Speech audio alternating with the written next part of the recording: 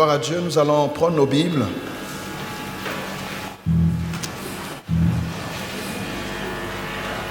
Dans le livre de Psaume, au chapitre 24, nous allons lire tout le chapitre, il n'est pas long. Et nous parlons ce matin de la génération des sanctifiés. La génération des sanctifiés. La génération de ceux qui se sanctifient. Psaume 24, 1 à 10. Donc tout le chapitre, je lis au nom de Jésus. Psaume de David. À l'Éternel, la terre et ce qu'elle renferme, le monde et ceux qui l'habitent. Car il a fondé sur les mers et affermi sur les fleuves. Qui pourra monter à la montagne de l'Éternel? Qui s'élèvera jusqu'à son lieu saint? Celui qui a les mains innocentes et le cœur pur. Celui qui ne livre pas son âme au mensonge et qui ne jure pas pour tromper. Il obtiendra la bénédiction de l'Éternel, la miséricorde du Dieu de son salut. Voilà le partage de la génération qu'il invoque, de ceux qui cherchent ta face. De Jacob, dans la génération de Jacob. Verset 7. Portes, élevez vos linteaux. Élevez-vous, portes éternelles, que le roi de gloire fasse son entrée. Qui est ce roi de gloire? L'Éternel fort et puissant. L'Éternel puissant dans les combats. Portes, élevez vos linteaux. Élevez-les, portes éternelles, que le roi de gloire fasse son entrée. Qui donc est ce roi de gloire? L'Éternel des armées. Voilà le roi de gloire. Parole du Seigneur. Parole du Seigneur. Est-ce qu'on peut acclamer la parole de Dieu?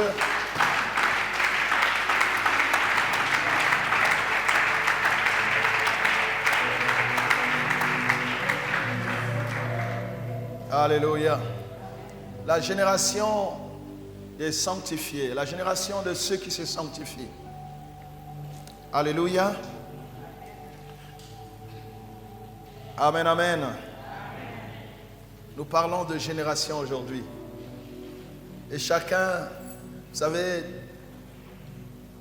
les peuples, le monde, c'est une affaire de génération. Une affaire de génération.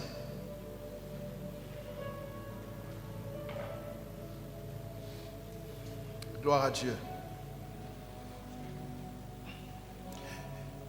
Bien-aimé, le Seigneur veut s'adresser une fois de plus à ceux qui ont compris l'intérêt de tout quitter pour suivre Jésus, comme nous avons vu dimanche passé. Ceux qui ont compris l'intérêt de suivre le Sauveur du monde, le Dieu de notre salut, le bon berger, afin de se sauver de cette génération perverse. Amen. Afin de se sauver de cette génération perverse. Acte 2, verset 40 dit: et par beaucoup d'autres paroles, il rendait témoignage et les encourageait en disant: sauvez-vous de cette génération pervertie. Amen. Car ceux qui suivent Jésus, ceux qui ont choisi le chemin parfait, sont appelés à se distinguer, à briller. Mais comment devront-ils briller dans ce monde, dans cette génération pervertie? C'est ce que l'apôtre Paul reprend par ailleurs dans Philippiens au chapitre 2, le verset 15, qui est la suite de ce qui est dit depuis verset 12. afin d'être irréprochables et purs, des enfants de Dieu sans défaut au milieu d'une génération perverse et corrompue. Amen. C'est ce que la parole de Dieu nous fait, on nous fait voir dans Psaume 24, où la Bible parle d'une génération qui invoque l'Éternel, une génération particulière. Donc le psaume 23 nous indique Christ comme le chemin et le bon berger qui nous conduit dans la maison du Père, la sainte montagne de Dieu, vers le trône de gloire. Quels que soient les obstacles sur le chemin, quand Christ nous conduit, nous arriverons au bonheur et à la grâce qu'il nous a réservée. Alléluia. Afin d'habiter toute notre vie dans la maison de l'Éternel. Quelqu'un se souvient du psaume 23? C'est ça. On va habiter dans la... David dit, je veux habiter toute ma vie dans ta maison. Ça dit dans ta présence. Ça dit sur ta sainte montagne. Mais qui sont ceux-là qui peuvent habiter, qui peuvent être acceptés à la sainte montagne de Dieu? C'est ce que vient nous préciser le psaume 24. Amen. Alléluia. Donc, si nous examinons de près ce texte que nous avons lu de psaume 24, nous allons voir que le psalmiste, c'est David, hein, il commence ici par nous annoncer, il dit exactement ceci. David dit ceci. Il dit, c'est à l'Éternel qu'appartient la terre avec tout ce qu'elle contient, le monde avec tous ceux qui l'habitent. Donc, l'Esprit du Seigneur a révélé, donc a parlé par David pour dire que la terre et tout ce qu'elle contient, le monde et tous ceux qui l'habitent, pas tous ceux qui l'habitent, mais tous ceux, donc les hommes, amen. La terre avec ce qu'elle contient et tous ceux qui habitent le monde, bien aimés, ils appartiennent à qui? À notre Dieu. Donc ici, David commence par nous annoncer, bien aimé, nous préciser le droit légal que Dieu a sur le monde, le droit légal qu'il a sur toute vie. Il a l'autorité absolue. Et c'est à quelqu'un qui entend cela. Il commence par nous annoncer le droit légal que l'Éternel a sur toute la terre. Et ceux qui l'habitent, c'est le droit souverain et absolu du Créateur. C'est le droit du Créateur. Le droit de création qu'il a, bien aimé, consacre sa souveraineté. Il fait ce qu'il veut. C'est lui qui a la télécommande de toute vie. Amen. Mais Dieu, dans sa souveraineté, il fait ce qu'il veut. Dit la terre, tout ce qu'elle contient, le monde et tous ceux qui l'habitent, lui appartiennent. Il a le droit légal, il fait ce qu'il veut. Et parfois nous constatons simplement, entre guillemets, les dégâts. Mais en fait, tout ce que Dieu fait est bon. Mais humainement, nous ne comprendrons jamais certaines choses qui nous arrivent. Alléluia. Alléluia. Un jour, Job se plaignait. Dieu lui a dit, vous verrez ça dans Job 38, verset 4. Il dit, quand j'ai créé le monde, où étais-tu? Dis-moi Dieu, quand je fondais la terre, quand je créais le monde, est-ce que tu étais là? Pour que tu commences à me poser des questions. Où étais-tu quand je fondais la terre? Dis-le si tu as de l'intelligence. Ça, c'est Dieu qui parle à Job, qui se plaignait de ses épreuves, de la douleur, de la situation qu'il vivait. Alléluia. Voilà pourquoi, devant certaines situations, je n'ai pas de mots. Quand je ne comprends pas, je ne parle pas. Je m'agenouille, je rends grâce à Dieu. Humainement, le cœur effondré, je pleure. Mais Dieu est souverain. Alléluia. Où étais-tu quand je fondais la terre? Dis-le si tu as de l'intelligence. Amen. Alléluia. Il a le droit sur tout. C'est comme cela que vous allez voir Quand Jésus devait, dans la semaine, le début de la semaine pascale, la semaine de la passion de Christ, quand il devait entrer à Jérusalem, il ordonne, il dit, allez me prendre une ânesse qui est là-bas. Si on vous demande, dites-leur, le Seigneur en a. Là, il affirme sa souveraineté et son droit légal sur tout. Cette ânesse avait des propriétaires. Mais quand il en avait besoin, il dit, allez me la détacher. Si l'on vous demande, dites-leur, le Seigneur en a.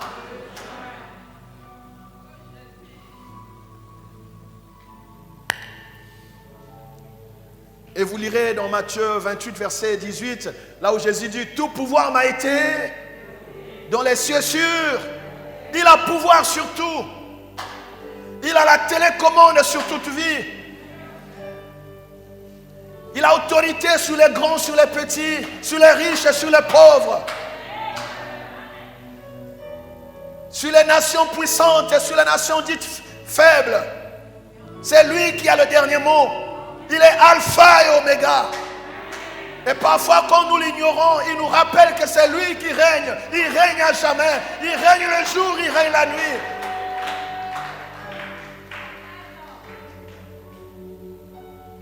Alléluia. Est-ce que Dieu parle à quelqu'un? Oh mon Dieu. Il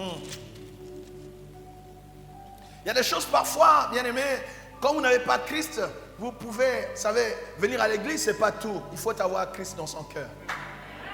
Quand tu n'as pas Christ, tu peux abandonner la foi. Quand tu n'as pas Christ, tu dis non, ça, Seigneur, non, non, pas ça. Mais quand tu as Christ, au-delà de ce qu'on voit, le Saint-Esprit nous aide. Si pas à comprendre, mais au moins à accepter la volonté, la souveraineté de Dieu. Nous pouvons avoir le cœur déchiré, mais nous reconnaissons la souveraineté de Dieu et nous continuons à bénir son saint nom. Alléluia. Gloire à Dieu. Le psalmiste continue et c'est là le problème. Il dit, qui pourra monter à la montagne de l'Éternel? Qui s'élèvera jusqu'à son lieu saint? Qui peut entrer, bien-aimé? Qui peut accéder à la présence de Dieu? Qui peut monter, s'élever à son lieu saint? Qui? C'est vrai que le chemin est là. C'est vrai que le bon berger est là. Mais qui peut arriver là-bas? Qui Dieu va admettre? Qui le roi de gloire peut accepter? Bien-aimé, plus on va vers la fin, plus nous devons être vrais, plus nous devons dire la vérité. Plus nous devons, bien-aimés, chercher le véritable Dieu. Nous rechercher, bien-aimés, le véritable évangile. Et ne pas nous asseoir sur l'accessoire. Ne pas nous accrocher à ce qui n'a pas d'avenir. Il y a 2 semaines, nous parlions des voies et des œuvres. Alléluia. Alléluia. Alléluia. Chacun doit travailler, s'examiner. La montagne ici, c'est la présence de Dieu. C'est la maison de l'Éternel. C'est le lieu où habite sa gloire. Alléluia. Alléluia. Dans la Bible, bien aimé, quand on parle de la montagne de l'Éternel, on fait allusion à la montagne de Sion. Alléluia. La montagne ou le mont Sion, qui englobe plusieurs collines sur lesquelles, bien aimé, se sont déroulés beaucoup de faits déterminants entre Dieu et son peuple, Dieu avec son peuple. La plupart des grands événements d'Israël se sont déroulés sur cette montagne-là. Amen. La montagne de l'Éternel, qu'on appelle encore le mont Sion, ou la cité de David. Tous, nous allons voir quelques éléments. Donc c'est un lieu, bien aimé, qui parle qui reflète la gloire, la puissance, la domination, l'autorité, la sainteté de l'Éternel. Et c'était un lieu redoutable. N'y accédait pas qui qu'il voulait. Amen. Alléluia. Donc il englobe plusieurs collines qui ont une grande signification dans l'histoire d'Israël. Et symboliquement, bien aimé, même pour les rachetés que nous sommes, les rachetés de l'agneau, des faits déterminants de l'engagement de Dieu envers son peuple s'y sont déroulés. Des faits déterminants. Tenez, cette montagne-là, c'est là où Abraham, voulant obéir à Dieu, a voulu sacrifier son fils, Morija. C'est au même endroit. Vous êtes là? Et c'est comme ça qu'Abraham est devenu le père de la foi. Ou le père de tous les croyants.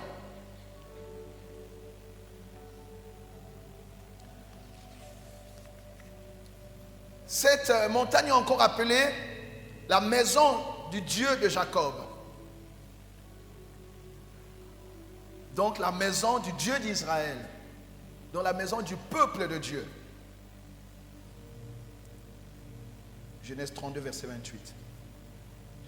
Et le roi David a renommé, a rebaptisé cette montagne en la cité de David.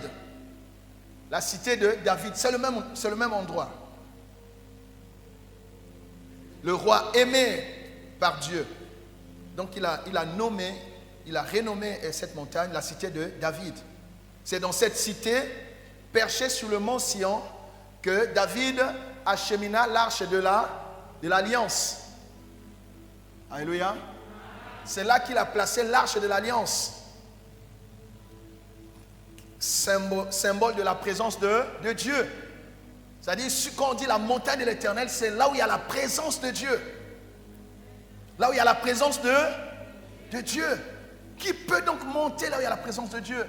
Et vous savez, bien aimé, que là où il y avait l'arche de l'alliance, n'y entrait pas qui le voulait. On n'y entrait pas n'importe comment. Là où il y a la présence, la sainteté, la gloire de Dieu, le feu de Dieu.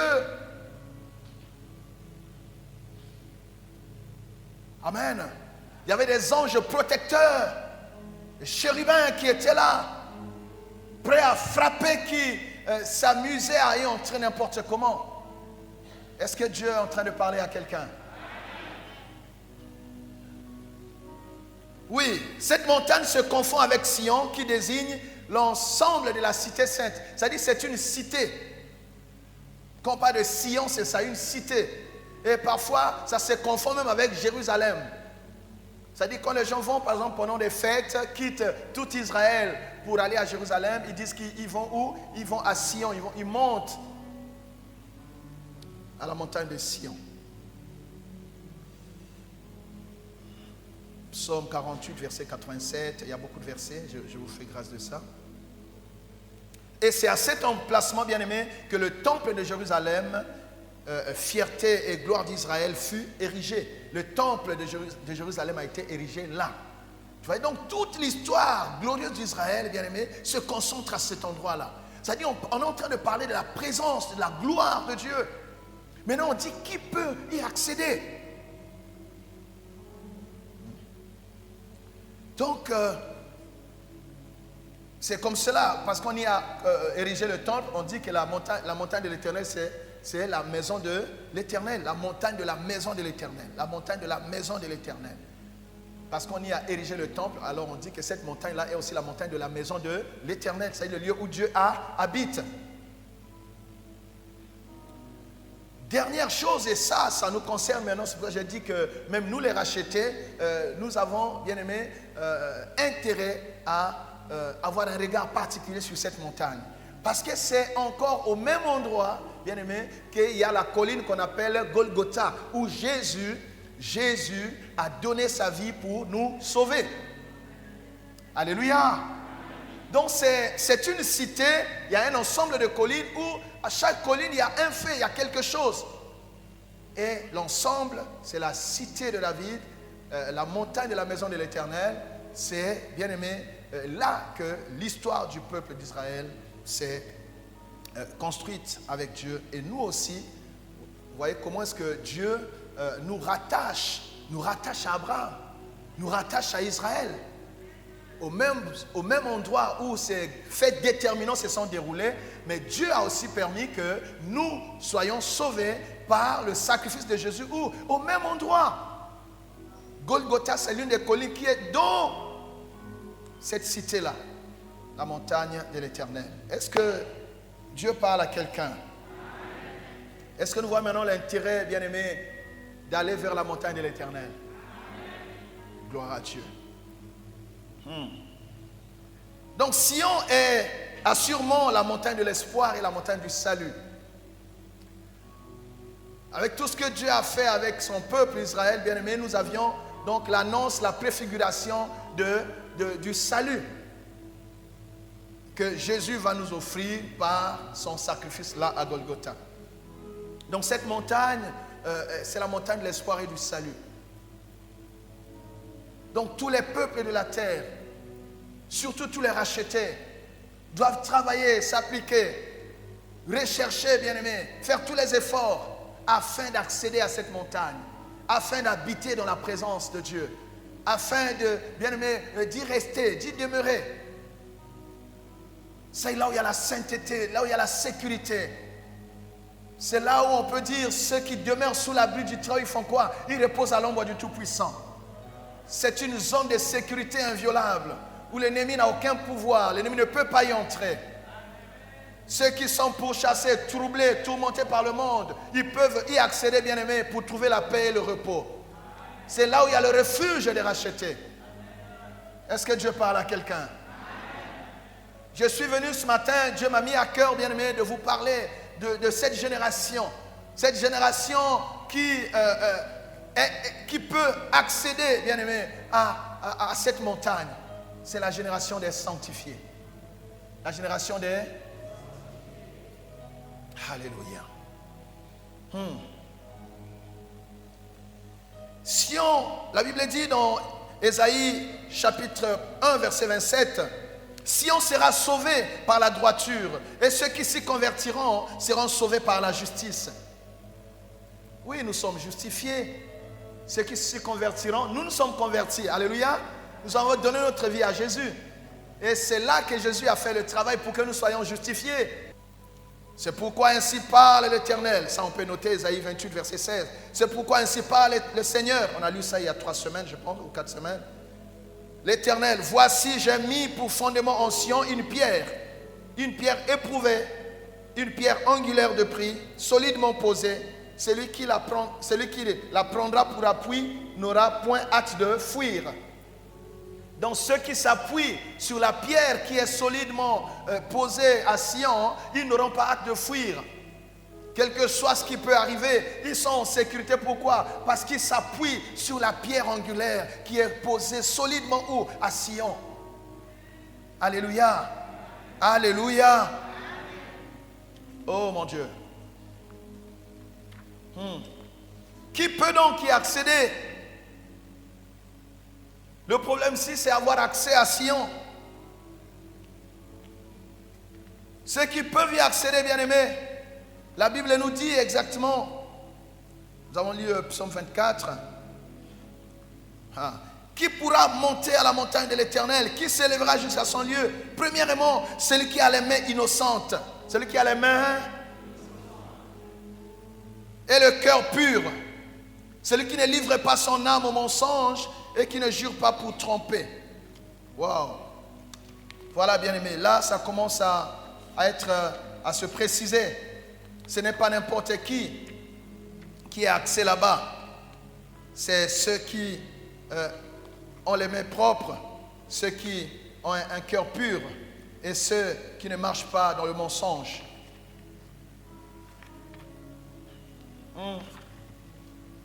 Ça c'est...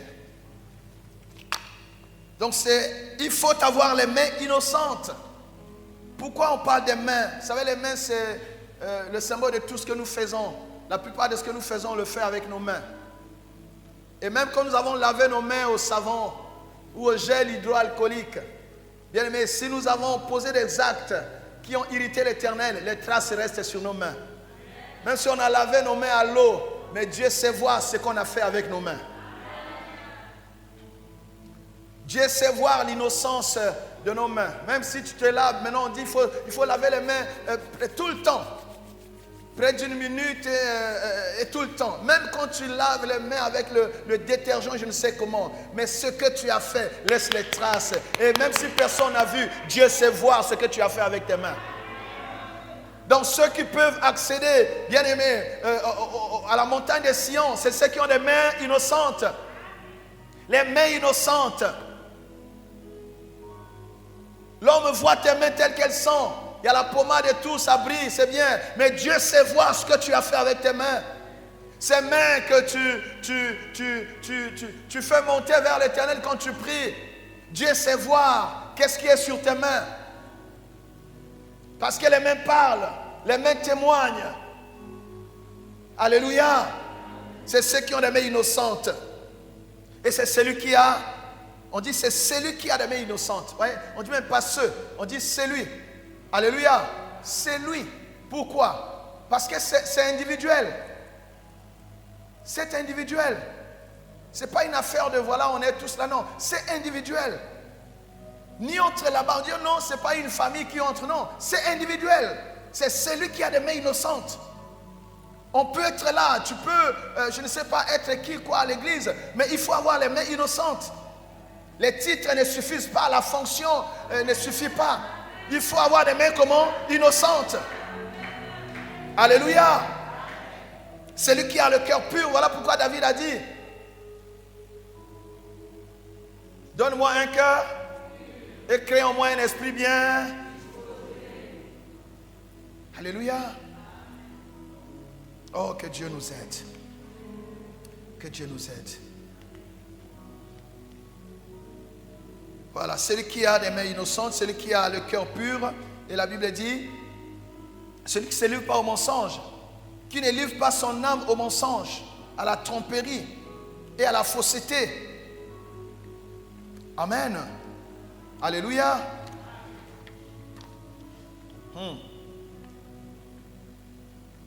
Bien-aimés, nous voyons donc que la crainte de l'Éternel, c'est le trésor de Sion. C'est Ésaïe 33, verset 6b qui le dit. Ésaïe 33, verset 6b. Donc, c'est la crainte de l'Éternel qui est le ticket. Qui est le ticket, le mot de passe qui nous permet d'entrer à Sion, d'accéder à la montagne de l'Éternel. Ésaïe 33. Verset 6, mais c'est la partie B. Tes jours seront en sûreté, la sagesse et l'intelligence sont une source de salut. Après on dit, la crainte de l'Éternel, c'est le trésor de Sion. Donc si tu veux accéder au trésor de Sion, le mot de passe c'est quoi? C'est la crainte de l'Éternel. On aime la sanctification. Pourquoi? Parce que la montagne de l'Éternel, bien aimé, c'est un lieu redoutable. C'est un lieu redoutable. Souvenez-vous que Moïse a dû enlever ses sandales. La présence de Dieu exige qu'on y entre avec des habits propres. La présence de Dieu exige, bien aimé, qu'on y entre avec des mains innocentes. Avec un cœur pur. Attaché à la vérité. Loin de la fausseté. Alléluia. Vous allez voir aussi ce qui s'est passé avec Jacob. Je peux lire ça rapidement. Dans Genèse 28, verset 16.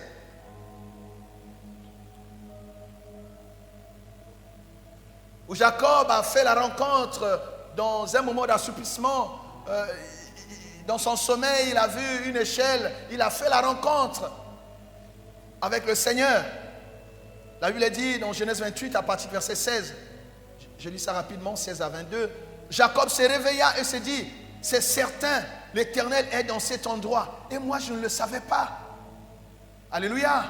Parfois, nous ne nous rendons pas compte, bien-aimés, que nous sommes là où est l'Éternel. Et nous devons faire attention à notre tenue, à notre marche. Parfois, nous ne savons pas, bien-aimés, que nous sommes dans le terrain du sacré. Ou quand nous venons dans la maison du Seigneur, c'est là où habite sa gloire. Alléluia. Jacob dit, oh, je ne savais pas. Je ne savais pas que l'Éternel était en cet endroit. Il continue. Et il eut peur et dit, quand nous approchons de la maison de l'Éternel, bien-aimé, on doit le faire avec crainte et tremblement. Crainte. La crainte de l'Éternel, c'est le trésor de Sion.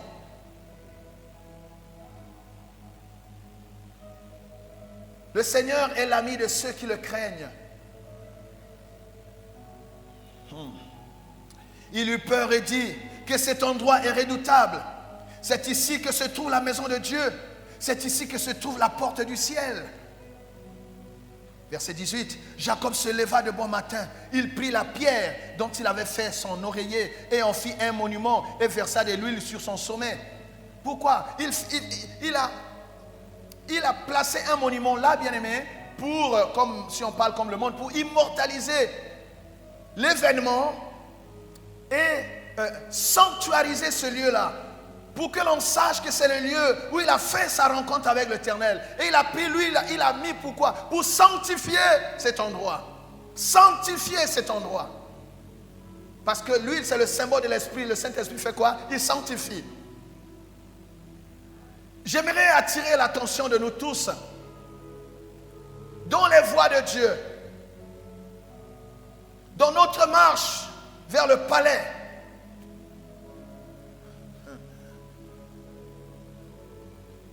Dans ce pèlerinage, vous savez, quand on est déjà assez vieux. On va vers la fin. Quand on va déjà vers la fin. Et dans notre marche, nous devons toujours avoir en tête que la sanctification et la purification ne sont pas optionnelles, ce ne sont pas des options. C'est une exigence pour tous les sanctifiés et pour tous les rachetés. Pour tous les rachetés de l'agneau et pour tous les sauvés. Ce n'est pas optionnel pour dire non, j'ai choisi de me sanctifier ou je choisis de me purifier ou pas. Non, ce n'est pas une option. Ça s'impose à tous les rachetés de l'agneau. Est-ce que Dieu parle à quelqu'un? Donc Jacob a sanctifié cet endroit parce qu'il a compris que c'était un lieu redoutable. Parfois je vois la légèreté que nous avons dans la maison de Dieu, la légèreté que nous avons dans le service. J'aimerais qu'aujourd'hui chacun de nous ait la réaction de Jacob. Or Dieu était ici, je ne savais pas. Ce lieu est comment? Il est redoutable. Il a placé un monument pour dire faites attention à ce lieu parce que là j'ai rencontré qui? J'ai rencontré le Seigneur. Il a versé l'huile. Il a dit je m'en vais. Si le Seigneur est avec moi, je reviendrai ici. Ici ça sera la maison de l'Éternel. Il appela cet endroit Bethel. Mais la ville s'appelait auparavant Luz. Jacob fit ce vœu. Si Dieu est avec moi et me garde pendant mon voyage, s'il me donne le pain à manger et des habits à mettre, et si je reviens dans la paix chez mon Père, alors l'Éternel sera mon Dieu. Cette pierre dont j'ai fait un monument sera la maison de Dieu. Et je te donnerai la dîme de tout ce que tu me donneras. Tu vois, il dit qu'à cet endroit, j'ai rencontré Dieu, j'ai des obligations vis-à-vis de Sion, j'ai des obligations vis-à-vis du lieu de ma rencontre avec Dieu. Il dit à cet endroit, j'apporterai ma dîme, parce que c'est là que je rencontre Dieu. Dans son cœur bien-aimé, il a compris qu'il ne pouvait pas mépriser le lieu de sa rencontre avec Dieu. Ne méprisez pas les choses de Dieu. Ne méprisez pas ce qui est sacré. Ne méprisez pas ce qui a de l'huile. Ne méprisez pas ce qui est consacré à Dieu. J'aimerais que cette église, bien-aimée, monte, comprenne la notion du sacré, tout ce qui est sacré. Est-ce que Dieu parle à quelqu'un? Mais nous savons aujourd'hui que le temple de Dieu, c'est qui? C'est toi le temple de Dieu. Mais parce que tu es le temple de Dieu, alors tu as une responsabilité comme l'a fait Jacob. Il a versé l'huile sur cet endroit-là. Pourquoi? Pour sanctifier cet endroit. Parce que tu es le temple de Dieu. Dieu te donne la responsabilité d'entretenir ce temple, de le garder saint et propre. Parce que c'est le lieu où tu rends un culte à Dieu. Ton cœur. Est-ce que Dieu parle à quelqu'un? Bien-aimé, il s'agit simplement d'une exigence de sainteté et de pureté pour tous ceux qui veulent bénéficier des bienfaits de la présence de Dieu. Parce que dans la présence de Dieu, il y a beaucoup de choses. Il y a un héritage. Il y a des choses que Dieu réserve. Nous avons lu il n'y a pas longtemps, Psaume 65, verset 5, où le Seigneur nous dit que ceux qui l'acceptent dans sa présence, il les rassasie du bonheur de sa maison et de la sainteté de son temple. Il y a des choses que nous avons dans la présence de Dieu, mais cela exige de nous tous, bien-aimés, la sainteté et la purification,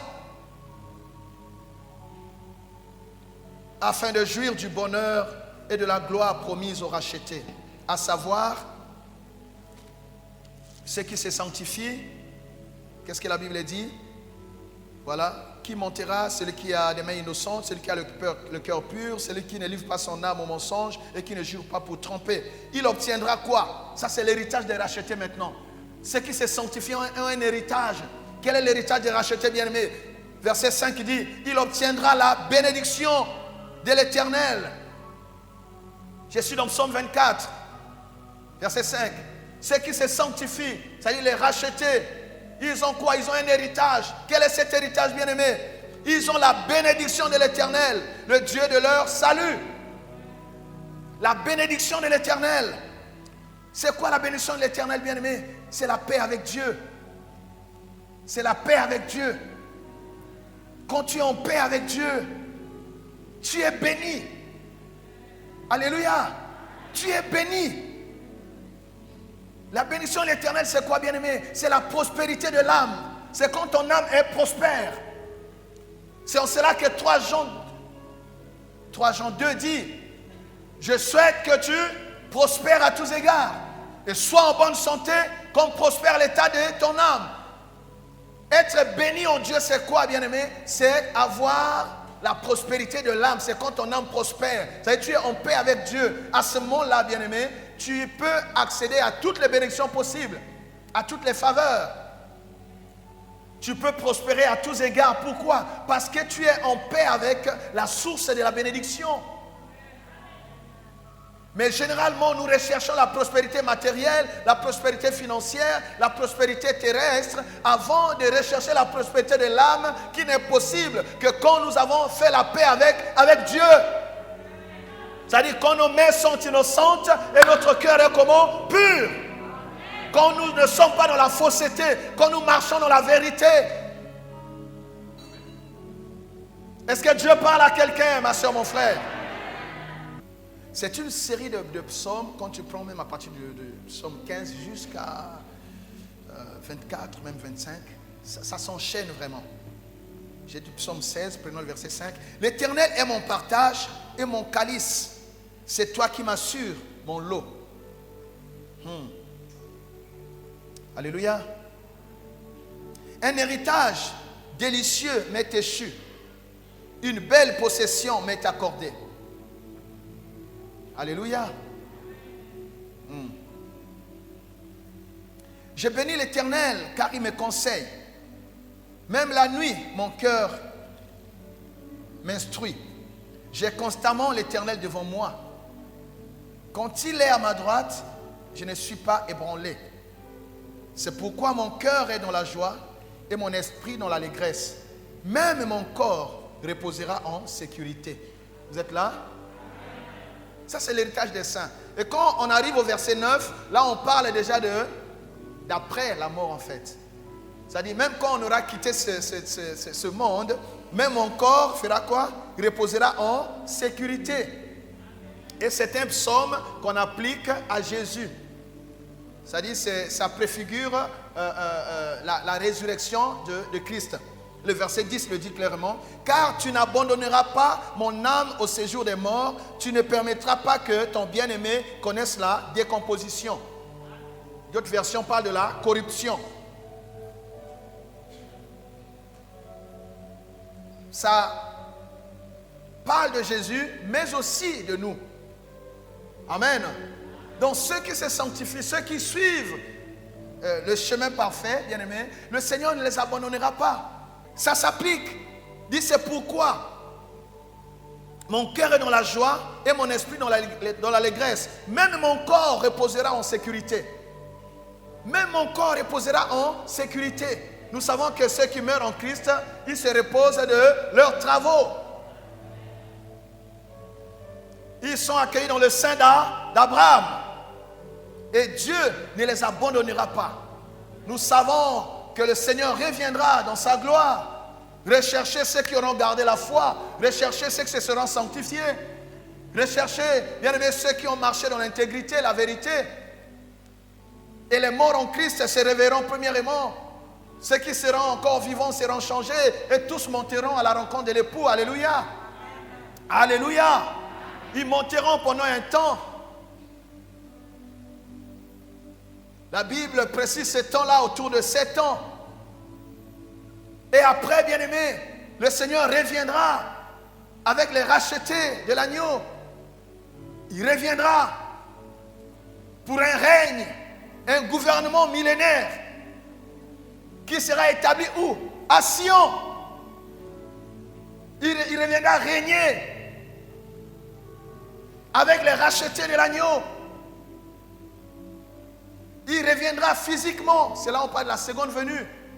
Il descendra. C'est là on a dit, même ceux qui l'ont percé feront quoi? Ils le verront. Il reviendra. Et quand il reviendra avec nous. Avec ceux qui se seront nettoyés. Ceux qui auront lavé leurs robes. Et là, bien-aimés, nous régnerons avec Christ sur la terre. Pas spirituellement, physiquement comme ça. Alléluia. Et ce gouvernement sera établi où? À Sion. Toujours là-bas en Sion. Nous avons des promesses. Donc en plus de la bénédiction matérielle ici, comme on a vu dimanche passé, ceux qui ont tout quitté, mais nous avons aussi la vie éternelle, le royaume, qui est réservé à ceux qui se sanctifient. Est-ce que Dieu parle à quelqu'un? Verset 11, toujours de Psaume 16. Tu me fais connaître le sentier de la vie. Il y a d'abondantes joies dans ta présence, un bonheur éternel à ta droite. D'abondantes joies ou dans la présence de Dieu et un bonheur éternel à sa droite. Voilà le lieu où nous devons être. La montagne de l'éternel. La présence de Dieu. Nous avons donc compris, bien-aimés, je termine, on n'a plus de temps, que la sanctification et la purification ne sont pas optionnelles. C'est une exigence absolue pour tous les rachetés.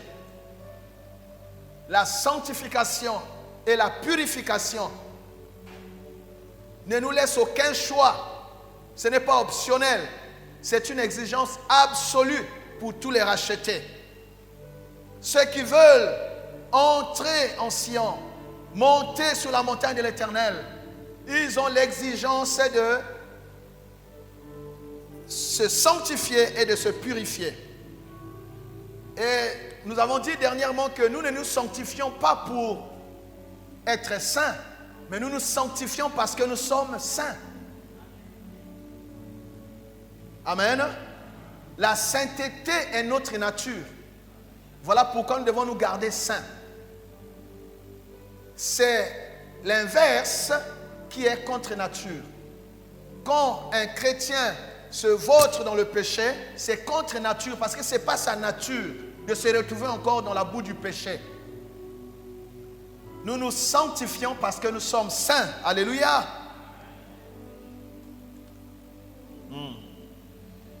Alors pour résumer, conclure tout ça, bien-aimé, donc ne peuvent monter à la montagne de l'Éternel que ceux qui se sanctifient. Donc chacun doit se sanctifier.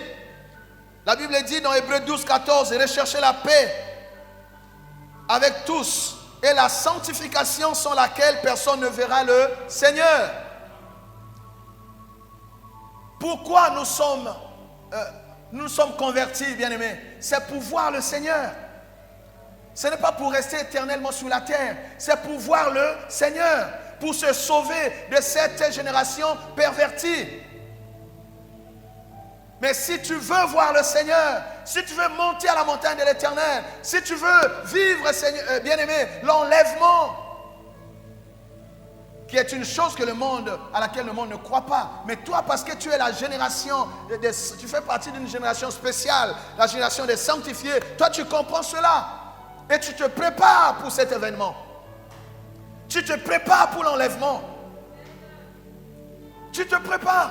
Moi, je veux vous dire, ne vous perdez pas dans des calculs. Non, le Seigneur a dit ça, on va encore attendre. Ne vous perdez pas dans ça. Aujourd'hui, si on lit la Bible sérieusement, il n'y a rien qui empêche l'enlèvement.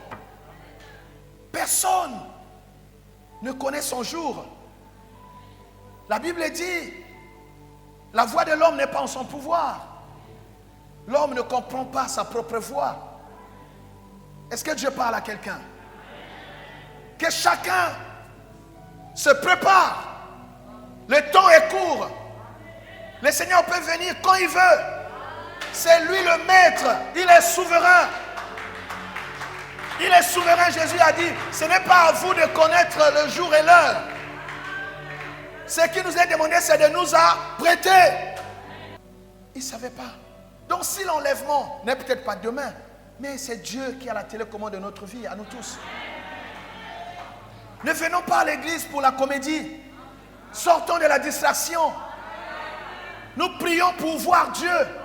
Nous prions pour accéder à Sion. Nous prions pour, bien-aimés, vivre l'enlèvement.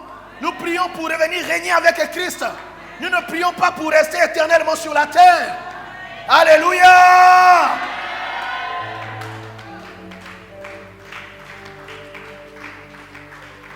La Bible dit dans 1 Pierre 1, verset 15, au contraire, puisque celui qui vous a appelé est saint, vous aussi soyez saints dans toute votre conduite. Soyez saints, bien-aimés.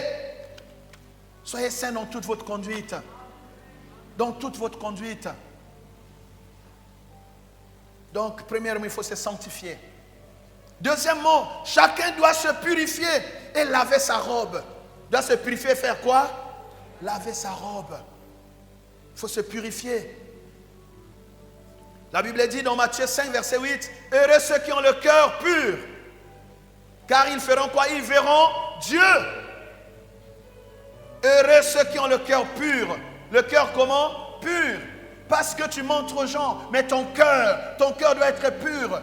Débarrassé de la rancune, de la haine, débarrassé de la sémence de Caïn, débarrassé de l'hypocrisie. Alléluia. Il y a ce que nous montrons aux autres, mais Dieu connaît l'état de ton cœur. Heureux ceux qui ont le cœur pur. Bien-aimés, tous ne verront pas Dieu, seulement ceux qui ont le cœur pur.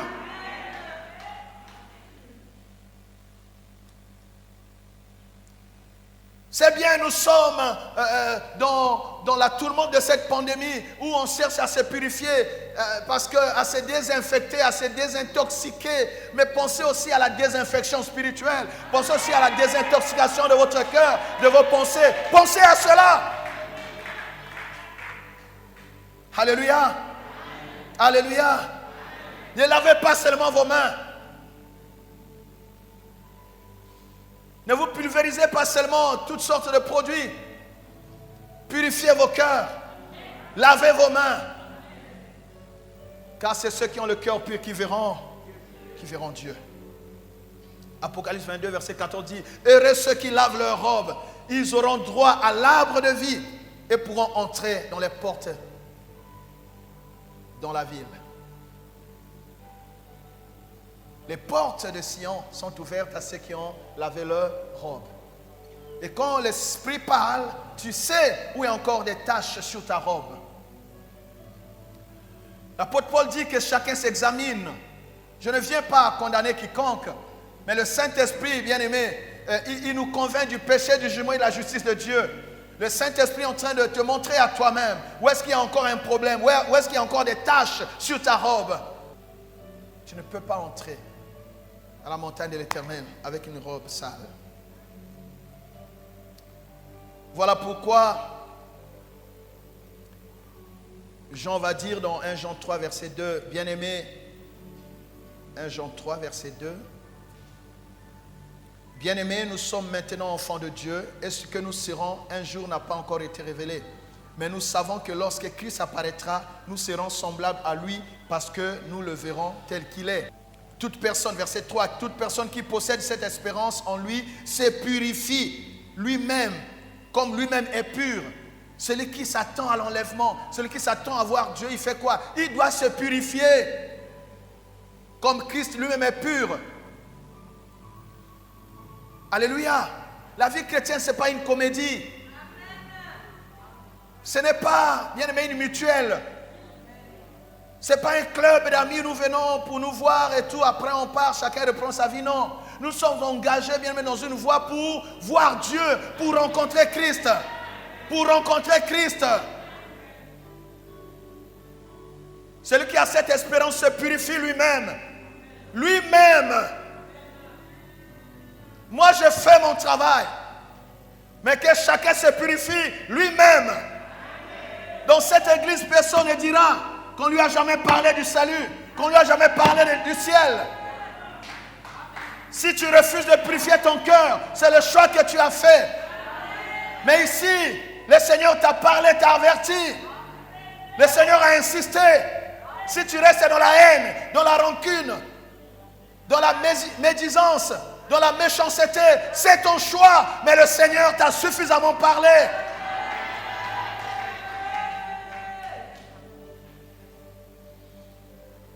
Verset 7 de 1 Jean 3.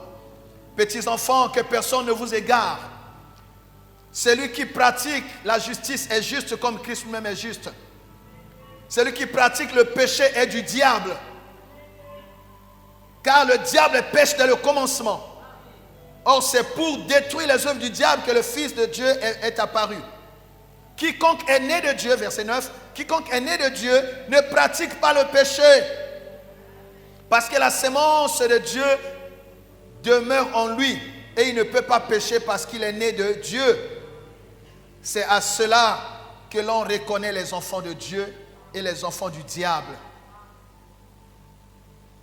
À l'église, il y a aussi les enfants du diable. Comme Judas était à côté de Jésus, mais Jésus savait que lui, il était le fils de la perdition. Mais si tu es là, tu entends cette parole, tu peux changer de camp. Tu peux entrer dans la génération des sanctifiés, la génération de ceux qui invoquent l'Éternel, qui se préparent à la grande rencontre avec le Dieu de notre salut. Personne ne connaît le jour. Ne joue pas avec ton âme. Ne joue pas avec ta propre vie. Est-ce que Dieu parle à quelqu'un? Vous savez, la Bible dit, pendant des moments difficiles, ça nous pousse à la réflexion. Troisième chose à faire, nous devons ôter de nos cœurs la sémence de Caïn. La sémence de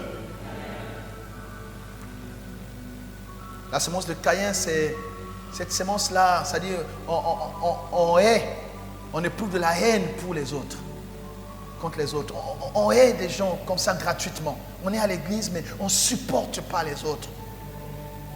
On est prêt, si c'était possible, même de poignarder.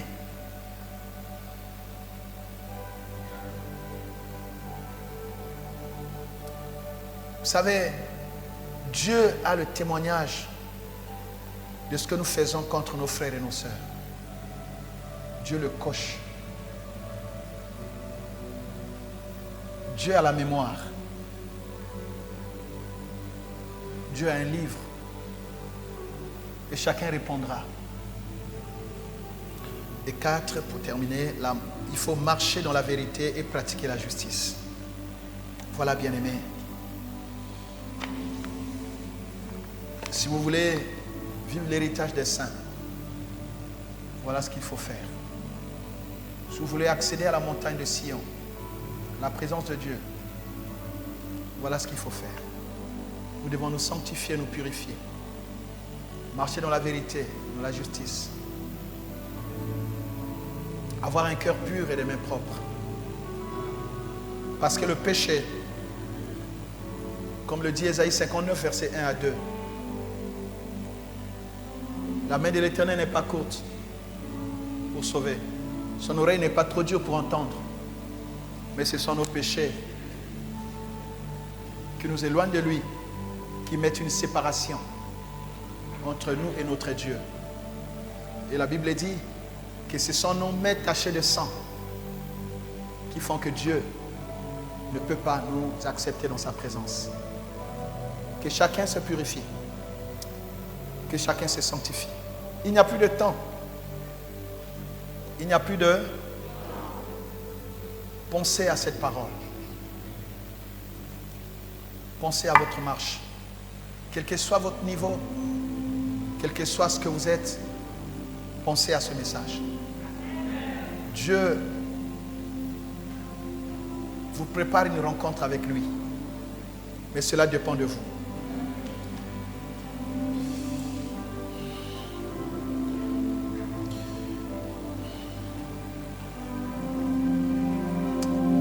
Fermons nos Bibles et nos cahiers, inclinons dans la prière.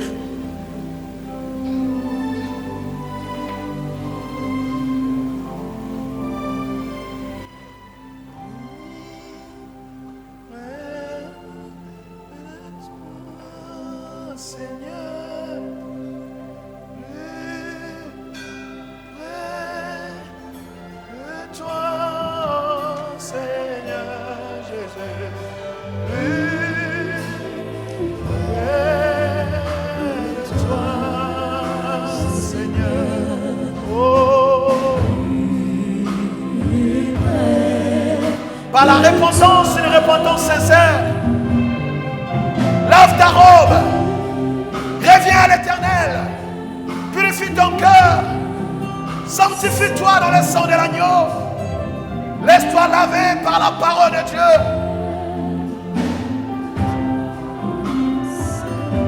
Oh, répands ton cœur devant Dieu.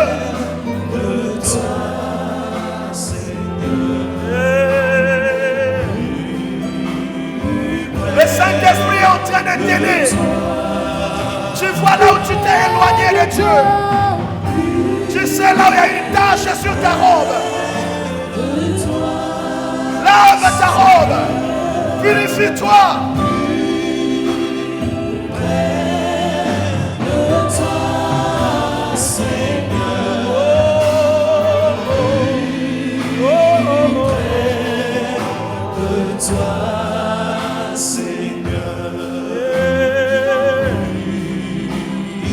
Tu as donné ta vie à Jésus. Tu as droit à l'héritage des saints, l'héritage des sanctifiés. Tu es de la génération des sanctifiés, la génération qui rencontrera Christ, la génération qui vivra l'enlèvement. Lave ta robe. Alléluia.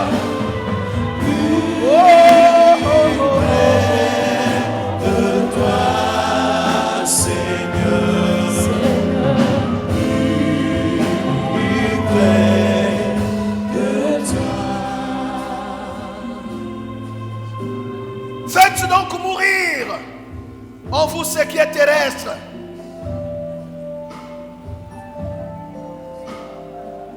Crucifiez la chair. Dépouillez-vous de ce qui peut compromettre la rencontre avec le Seigneur. Alléluia.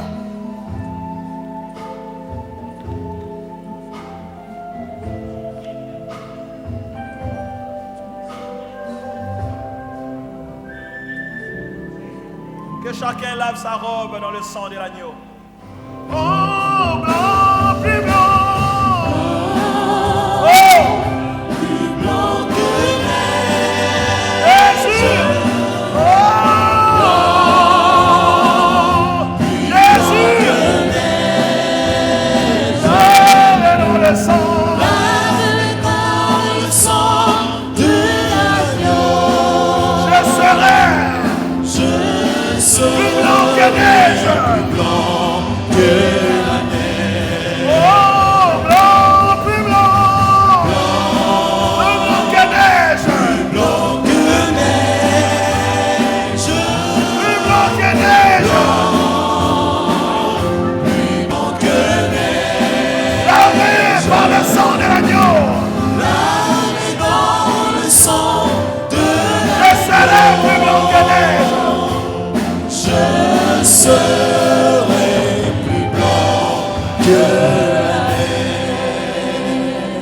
Seigneur, merci pour ton sang qui nous lave. Seigneur, merci pour ton sang qui nous purifie. Nous voulons monter à la montagne de l'Éternel.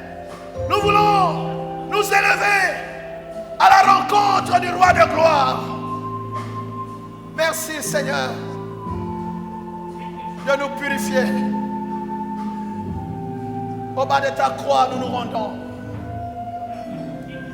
Nous venons laver nos robes par ton sang précieux. Nous voulons nous approcher avec assurance du trône de ta grâce. Nous rassasier des mains de ta maison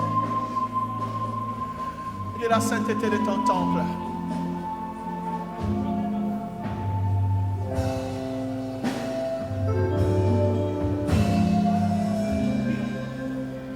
Il a dit, ceux qui confessent leurs péchés, lui est juste et fidèle pour nous pardonner.